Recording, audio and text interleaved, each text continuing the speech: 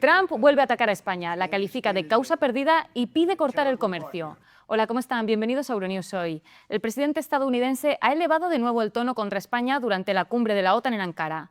Trump asegura que ha dado instrucciones al secretario del Tesoro para cortar todo comercio, incluidas las visitas con España, a la que calificó como un socio terrible dentro de la Alianza Atlántica. Por otro lado, el mandatario también ha asegurado que el alto el fuego con Irán ha terminado, después de bombardear más de 80 objetivos la pasada noche. Las fuerzas de Estados Unidos atacaron sistemas de defensa iraníes, redes de mando y control, radares costeros, capacidades de misiles antibuque y más de 60 pequeñas embarcaciones del cuerpo de la Guardia Revolucionaria Islámica en el interior y las inmediaciones del estrecho. Irán, por su lado, respondió atacando bases estadounidenses en el Golfo. Mientras tanto, en suelo estadounidense, Lorenzo Salgado Araujo, un inmigrante mexicano, ha muerto a manos de un agente del Servicio de Inmigración y Control de Aduanas, ICE, en Houston. Comenzamos con el informativo. El presidente estadounidense Donald Trump volvió a arremeter contra España, calificándola de causa perdida y amenazando con cortar todo el comercio con el país. Las declaraciones del presidente de Estados Unidos se produjeron durante una comparecencia conjunta ante la prensa con el secretario general de la OTAN, Mark Rutte. Donald Trump criticó al gobierno de Pedro Sánchez por su negativa a aumentar el gasto en defensa al 5% de su PIB. No he hablado con España. Y por cierto, ya no queremos hacer ningún tipo de negocio con España. Me gustaría que cortaran cualquier tipo de negocio con ellos. España es un pésimo socio de la OTAN. No participan y no pagan. Según fuentes cercanas a Sánchez, el presidente del gobierno español se había estado preparando para este escenario. El gobierno elaboró una serie de argumentos y datos para responder a los ataques de Trump. El jefe de la OTAN, Mark Rutte, defendió a España afirmando que el país ya había alcanzado el 2% del PIB en gasto en defensa debido a las exigencias de Trump. Las propias proyecciones técnicas de la OTAN sugieren un gasto del 2,1% que, según España, será suficiente para cumplir con sus compromisos.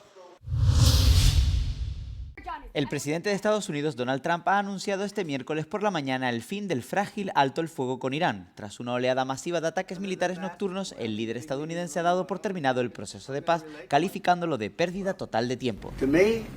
Por lo que a mí respecta, se ha acabado. No quiero volver a tratar con ellos. Son escoria. Son enfermos y están gobernados por gente enferma. Son personas despiadadas y violentas. Durante su intervención en la cumbre de la OTAN en Ankara, Trump ha acusado a Teherán de mentir sistemáticamente y de tergiversar las condiciones clave del acuerdo marco del 17 de junio, dejando claro que ya no desea mantener ninguna vía diplomática con la República Islámica. Esta repentina ruptura diplomática llega tras un intenso bombardeo estadounidense contra más de 80 objetivos en el sur de Irán. La operación lanzada por el Comando Central de Estados Unidos responde a los recientes ataques iraníes con proyectiles contra 3 buques comerciales en el estrecho de Hormuz. La campaña aérea intensiva ha atacado de forma sistemática centros de mandos iraníes, estaciones de radar costeras y más de 60 lanchas rápidas de ataque paramilitares pertenecientes a la Guardia Revolucionaria Islámica. Como represalia inmediata al bombardeo, las sirenas antiaéreas han sonado en los principales centros navales occidentales de la región. Bahrein ha activado las alertas de emergencia y las fuerzas de Kuwait han interceptado misiles y drones enemigos entrantes. Mientras tanto, el impacto de la crisis política se ha dejado sentir en la cumbre de aliados en Turquía, donde el secretario general de la OTAN, Mark Rutte, ha defendido firmemente la actuación estadounidense, calificando las represalias de absolutamente necesarias para preservar el derecho marítimo internacional. Como consecuencia, la rápida disolución de esta tregua temporal de 60 días ha desmantelado meses de mediación regional, revocando las licencias clave para la exportación de petróleo iraní y devolviendo de lleno a Oriente Medio a un estado de conflicto abierto.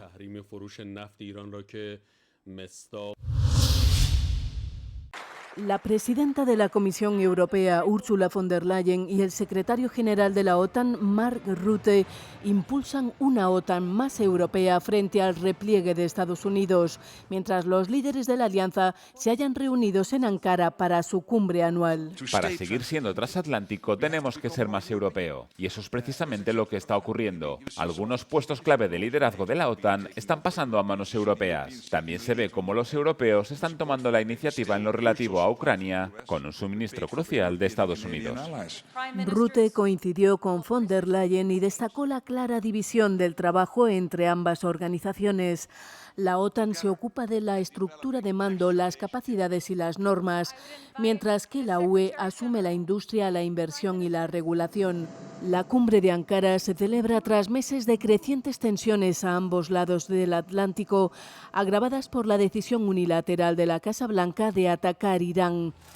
Los aliados europeos quieren demostrar al presidente de Estados Unidos, Donald Trump, que están asumiendo una mayor parte del esfuerzo al acelerar el aumento del gasto en defensa. Mientras Polonia, los países bálticos y los nórdicos han disparado su gasto en defensa para cumplir el objetivo del 5% del PIB, España, Bélgica, Luxemburgo y la República Checa aún están lejos de esa meta. A su llegada a la cumbre de la OTAN en Ankara, el presidente Donald Trump volvió a defender que Groenlandia quede bajo control de Estados Unidos y criticó a Dinamarca por no invertir lo suficiente en la seguridad del territorio ártico semiautónomo. Groenlandia no ayuda a Dinamarca. Dinamarca no gasta dinero para ayudar de verdad a Groenlandia, pero es una zona importante para Estados Unidos y está rodeada de barcos chinos y rusos. Trump reconoció que sus declaraciones sobre Groenlandia, incluida su negativa a descartar el uso de la fuerza para tomar el control del territorio, han tensado las relaciones con sus aliados de la OTAN. Sin embargo, a su llegada a Ankara, Trump volvió a arremeter contra los aliados de la OTAN, especialmente por no haberse sumado a la guerra en Irán. Me decepcionó mucho la OTAN y sinceramente si no se hubiera celebrado en Turquía, donde mi amigo es un líder muy firme y una persona muy fuerte, es posible que ni siquiera hubiera asistido a esta cumbre. El presidente Trump no ha descartado la posibilidad de que su país retire más tropas de Europa tras haberse sentido decepcionado con los aliados de la OTAN. En respuesta a los nuevos comentarios del presidente de Estados Unidos, Donald Trump, en los que sugería que Groenlandia debería estar bajo el control de Washington, la primera ministra danesa, Mette Frederiksen, le recordó que el territorio danés no está en venta. En declaraciones a los periodistas durante la cumbre de la OTAN que se celebra en Turquía, Frederiksen afirmó que creía que la postura de Estados Unidos al respecto se había vuelto cada vez más explícita. Por desgracia, Estados Unidos sigue con su postura, pero la nuestra está muy clara desde el principio. Groenlandia no está en venta. Frederiksen también señaló que Dinamarca y Groenlandia esperaban que sus aliados respetaran el futuro de la isla, así como la integridad territorial y la soberanía del país. Trump ha realizado en repetidas ocasiones declaraciones similares sobre Groenlandia, un territorio autónomo del Reino de Dinamarca, al tiempo que argumentaba que Dinamarca invierte muy poco en la región y amenazaba con una retirada total de las tropas de Europa. Tras este último episodio, Copenhague ha subrayado que Dinamarca sigue plenamente preparada para defender cada pulgada de su territorio soberano y espera que sus socios globales cumplan sus compromisos fundamentales en materia de defensa colectiva. Las tensiones geopolíticas se intensificaron a principios de este año, en marzo, cuando el vicepresidente J.D. Vance visitó la base espacial de Vidufik y acusó a los aliados europeos, sin aportar pruebas, de no proteger adecuadamente el Ártico, de vital importancia estratégica frente a la expansión rusa y china. Canadá ha aprobado la compra de 12 submarinos, la mayor adquisición de su historia, mientras los líderes de la OTAN se reúnen en Ankara para una cumbre histórica sobre la capacidad industrial de defensa. Vamos a adquirir 12 submarinos propulsados por diésel y colaboraremos con la empresa TKMS de Alemania. Noruega también participará en el proyecto. Se trata de una adquisición de envergadura, la mayor en la historia de Canadá, y esto refleja nuestro enfoque en materia de adquisiciones. Ottawa refuerza sus capacidades aéreas, terrestres, navales y submarinas con una inversión de $6.000 millones en un radar de largo alcance y 15 destructores de la clase River. Estos submarinos son fundamentales para la defensa canadiense, afirma la ministra. Vemos que la amenaza rusa se extiende cada vez más hacia el norte, hacia el Círculo Polar Ártico. Por lo tanto, debemos estar preparados en todo momento y en diversos ámbitos. El 40% de la superficie terrestre y el 70% del litoral de Canadá se encuentran en el Ártico. is in the Arctic. La ministra de Exteriores de Canadá destaca que su país destina el 2% de su PIB en defensa y que tiene previsto alcanzar su objetivo del 5% en 2035. En Ucrania, al menos 7 personas perdieron la vida en los ataques nocturnos rusos, lo que eleva a 50 el número de fallecidos por ataques con misiles balísticos y drones este mes. La ofensiva contra la capital, Kiev, dejó al menos un muerto, según el alcalde de la ciudad, quien informó de que varios almacenes se incendiaron tras un ataque con misiles. Una explosión sacudió Kiev poco después de la medianoche antes de activarse las alertas aéreas, un fallo inusual que inquietó a los residentes. También se han registrado víctimas mortales en las regiones de Mykolaiv, Kharkov y Gerson. Los ataques se produjeron antes del encuentro entre Trump y Zelensky en la cumbre de la OTAN en Ankara. El Parlamento Europeo ha aprobado este miércoles una enmienda que critica la decisión de Volodymyr Zelensky de rebautizar una unidad militar con el nombre de Ejército Insurgente Ucraniano, UPA, de la Segunda Guerra Mundial, una medida que ha desencadenado recientemente una disputa diplomática con Polonia. Una amplia mayoría de eurodiputados votó a favor de la enmienda, que lamenta la reciente escalada innecesaria y no provocada por parte del presidente ucraniano, al tiempo que recordaba el firme apoyo de Polonia a Ucrania en su lucha contra la invasión rusa. En Ucrania, el UPA es ampliamente conmemorado por su papel en la oposición al dominio soviético y en la lucha por la independencia ucraniana. Sin embargo, en Polonia se le considera responsable de la matanza de Volinia, en la que decenas de miles de polacos perdieron la vida, una limpieza étnica cometida entre 1943 y 1944. El texto de la Eurocámara lamenta la falta de respeto hacia la sensibilidad y el dolor de los polacos en la decisión de Zelensky. Los eurodiputados también piden la distensión y la reconciliación entre Kiev y Varsovia. A pesar de la enmienda sobre la unidad militar de la UPA, la resolución del Parlamento reitera su apoyo a Ucrania frente a la agresión rusa y reconoce los avances del país hacia la adhesión a la UE. Y ahora les resumimos la jornada de ayer en el Mundial de Fútbol 2026 que se celebra en América. Argentina remontó un 0-2 ante Egipto para imponerse por 3-2 y clasificarse de forma agónica para los cuartos de final, en un partido marcado por la polémica arbitral. La selección egipcia ha anunciado una denuncia formal ante la FIFA para exigir una investigación sobre las decisiones del equipo arbitral. Por otra parte, el Comité Olímpico Internacional ha relajado las restricciones a los deportistas rusos de cara a los Juegos Olímpicos de 2028 en Los Ángeles. Argentina protagonizó una gran remontada en los últimos minutos del partido contra Egipto este martes, asegurándose por los pelos una plaza en los cuartos de final del Mundial con un resultado de 3-2. Durante gran parte del partido parecía que iba a ser una dolorosa eliminación para la estrella argentina Messi, que podría estar jugando el último de sus mundiales. Los campeones perdían por 2-0 ante Egipto a falta de 11 minutos para el final, cuando Cristian Romero inició la remontada al marcar de cabeza en el minuto 79. Messi marcó su octavo gol del torneo en el minuto 83 para empatar el marcador a 2-2 y Enzo Fernández completó la remontada en el tiempo de descuento. Estoy muy emocionada, no me lo puedo creer. Hemos remontado un partido que estaba perdido. Estamos muy emocionados. Egipto ha hecho un partido del que estar orgulloso y se esforzó muchísimo. La diferencia en el nivel físico fue determinante. Gracias a Dios fue una actuación digna. Es la primera vez que un equipo árabe y africano ha jugado así de bien frente a la mejor selección clasificada del mundo. Es algo que enorgullece al fútbol árabe y africano. Argentina se enfrentará ahora a Suiza en cuartos de final, que venció a Colombia en la tanda de penaltis tras un empate sin goles. Suiza no había llegado a cuartos de final en un mundial desde que organizó el torneo en 1954.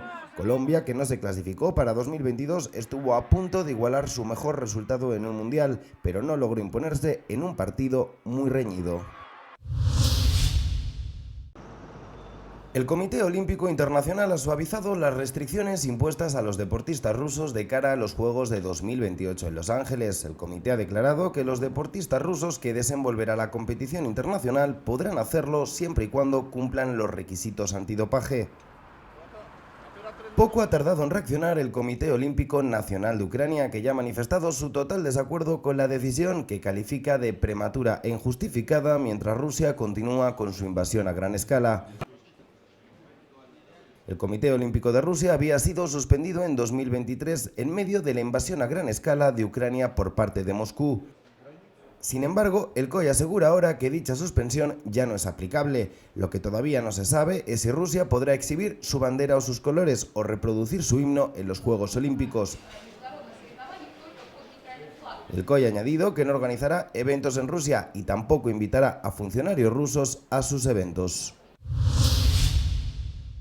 El Gobierno de España ha propuesto un nuevo e importante mecanismo común de endeudamiento de la Unión Europea por valor de hasta 850.000 millones de euros al año, dando a conocer un mecanismo radical diseñado para profundizar en la integración de los mercados capitales y reforzar el papel global de la moneda única. El ministro de Economía, Carlos Cuerpo, ha presentado formalmente esta propuesta integral en Bruselas, durante una reunión de alto nivel de los ministros de Hacienda en la zona del euro. El documento filtrado sostiene que un marco centralizado de emisión de deuda podría generar hasta 25.000 millones de euros de ahorro anual, al permitir a los estados participantes endeudarse a tipos de interés preferenciales, similares a los de Alemania. Aunque la propuesta promueve un alivio fiscal sustancial, el endeudamiento común sigue siendo muy controvertido en Bruselas. Hay una firme oposición por parte de una coalición liderada por Alemania y los Países Bajos, que rechazan rotundamente asumir una deuda soberana compartida. Para sortear esta profunda división política, España propone un Fondo Soberano Europeo de carácter voluntario, que permitirá participar a una coalición inicial de países dispuestos a ello, siempre que cumplan las normas fiscales fundamentales de la Unión Europea. Los pasajeros aéreos de la UE ya no tendrán que pagar tasas adicionales para corregir errores ortográficos en los billetes y tendrán derecho a obtener las tarjetas de embarque en formato digital al realizar el check-in, sin necesidad de disponer de una cuenta de usuario ni de una aplicación específica. Además, todas las compañías aéreas estarán ahora obligadas a mostrar en todas las plataformas de reserva tarifas aéreas que incluyan el equipaje de mano.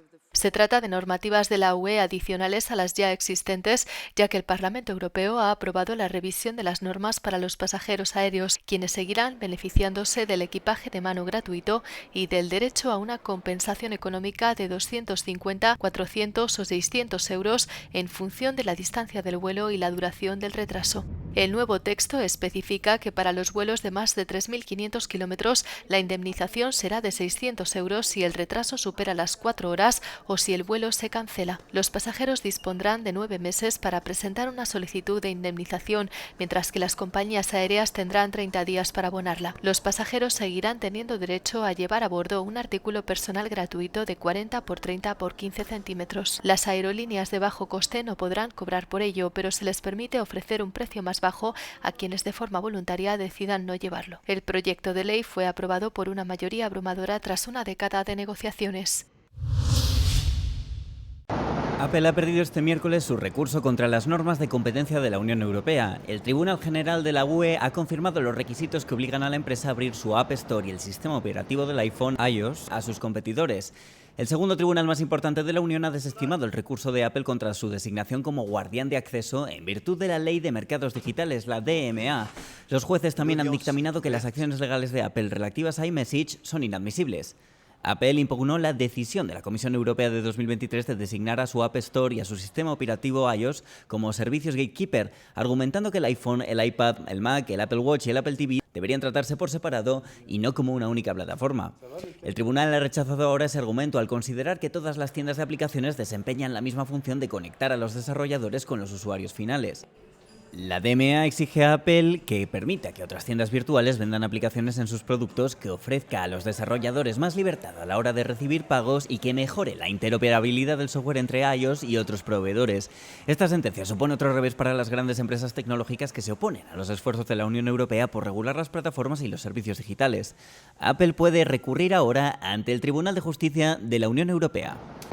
Apple impugnó la decisión de la Comisión Europea de 2023 de designar su App Store y su sistema operativo iOS como servicios gatekeeper.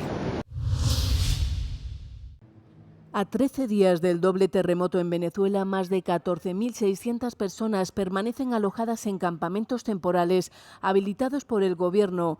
Las autoridades informan de unos 87 campamentos con capacidad para más de 20.200 personas. La Guaira concentra la mayor cantidad de damnificados, con unas 8.600 personas distribuidas en 26 campamentos. La Oficina de la ONU para la Coordinación de Asuntos Humanitarios asegura que algunos afectados por los terremotos han sido trasladados desde La Guaira hacia otras regiones del país menos afectadas por los daños. Nos tocará irnos para Caracas, a otro estado, pero hay que primero estabilizarlo mentalmente, o sea, que es lo que vamos a hacer. Lo preocupante es que haya un brote de, puede ser dengue, cólera, enfermedades que pueden ser que se puedan propagar. No pedimos lujo, pedimos un techo digno, una casa digna para vivir, porque todo ese urbanismo que se cayó al frente fue construido por el gobierno de Venezuela y todo eso era de Dreyfus. ¿Cuántos muertos no hay ahí que todavía no han sacado? En La Guaira, epicentro de la emergencia, entierran a centenares de víctimas de los terremotos sin identificar en varias zanjas abiertas recientemente en un cementerio municipal. Unas 800 personas habrían sido enterradas desde el miércoles en el camposanto La Esperanza, donde los ataúdes se colocan en filas que podrían albergar miles de féretros más. Por otro lado, la presidenta interina de Venezuela, Delcy Rodríguez, anunció el martes que el aeropuerto internacional Simón Bolívar de Maiquetía, afectado por el doble terremoto, retomará los vuelos comerciales con Caracas a la brevedad.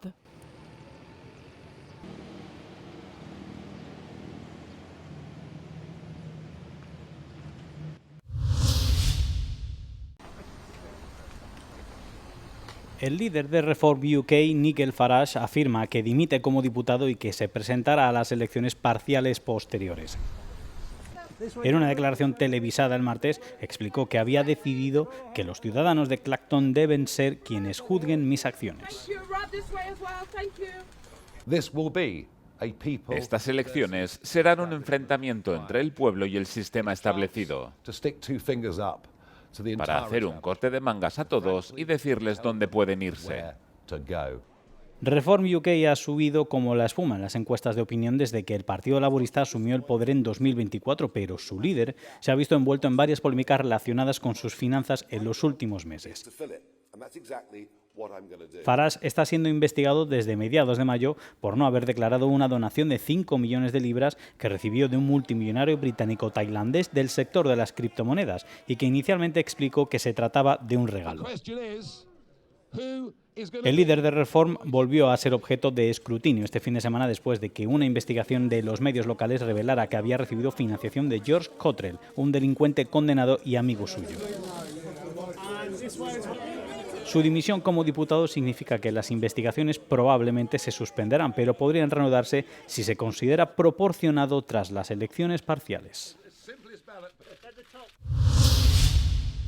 A las 4 de la tarde del martes, la pantalla de M1 se quedó en negro y en lugar de Radio Kossuth ahora se emite la programación de Radio Bartók. El recién nombrado director general interino de la MTVA y el equipo profesional interino que ha reunido pusieron fin de inmediato a la propaganda y suspendieron la cobertura informativa en todas las plataformas de los medios públicos, según anunció la MTVA. Poco antes de esto, el nuevo director interino destituyó al director del canal M1 y a varios otros ejecutivos, entre ellos el subdirector de contenidos, de sus cargos.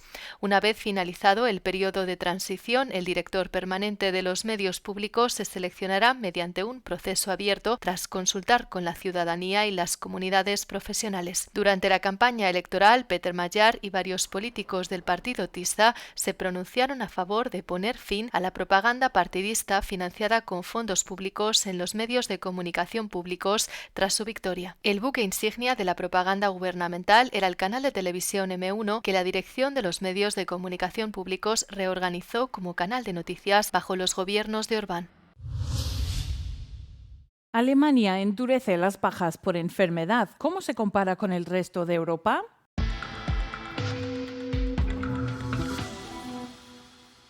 El canciller alemán ha dicho basta. Dentro de su plan para reactivar la economía, los trabajadores en Alemania deberán presentar un certificado médico desde el primer día de baja. La parte positiva, las empresas pagarán el salario completo durante un máximo de 6 semanas.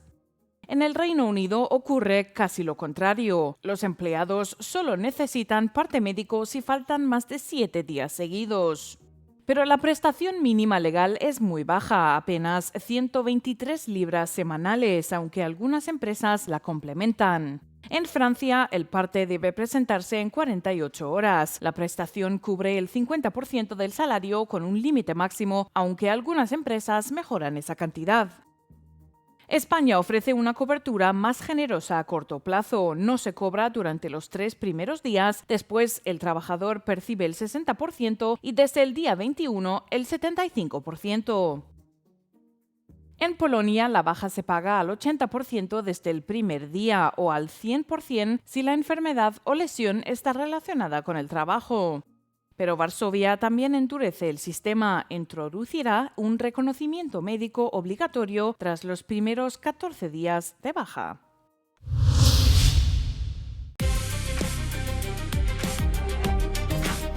Hola y bienvenidos a theCUBE. Comprar en Shein, Temu o Amazon ahora es más caro en la Unión Europea. Esa es la afirmación que circula desde el 1 de julio. La Comisión Europea ha introducido un arancel temporal de 3 euros sobre los paquetes de bajo valor que entran en la Unión Europea desde fuera del bloque. Se aplica a cada tipo de artículo distinto con un valor de hasta 150 euros que se compre online y se envíe directamente.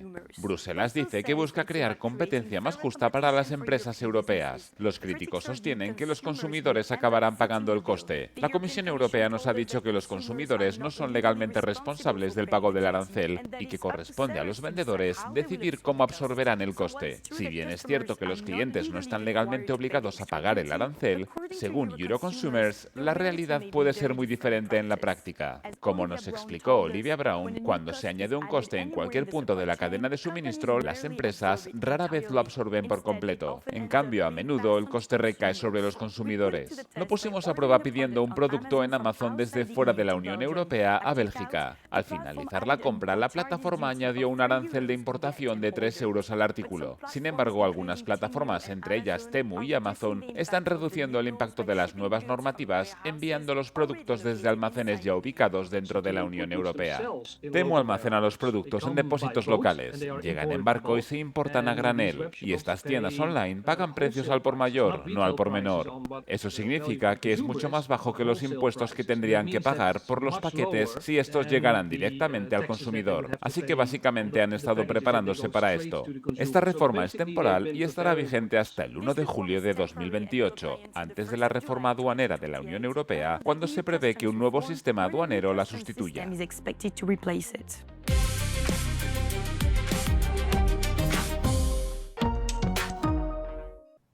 Hasta aquí las noticias. Gracias por seguirnos. Ahora les dejamos con el tiempo. Como saben, pueden mantenerse informados a través de nuestras redes sociales y nuestra página web. No olviden seguirnos en el canal de YouTube para no perderse ningún Euronews Hoy y compartan el vídeo.